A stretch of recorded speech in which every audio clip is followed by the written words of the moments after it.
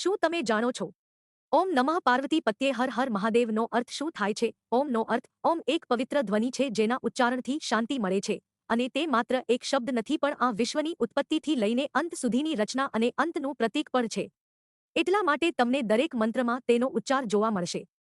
નમઃનો અર્થ હિન્દુ સંસ્કૃતિમાં નમઃ એટલે નમસ્કાર અને સ્વાગત કરવું અને આ મંત્રમાં નમઃનો ઉપયોગ ભગવાન શંકરને વંદન કરવા માટે કરવામાં આવે છે. પાર્વતીનો અર્થ પાર્વતી એ ભગવાન શિવની પત્ની છે જે શક્તિનું પ્રતીક છે. શિવ શક્તિ છે અને શક્તિ વિના શિવ અધૂરા છે. શક્તિ ઉપરાંત માતા પાર્વતીને પ્રેમ અને ઉર્જાનું પ્રતીક પણ માનવામાં આવે છે. હર હરનો અર્થ હર હરનો ઉપયોગ દુઃખ દૂર કરવા માટે કરવામાં આવે છે અને શિવને બધા દુઃખોનો નાશ કરનાર કહેવામાં આવે છે.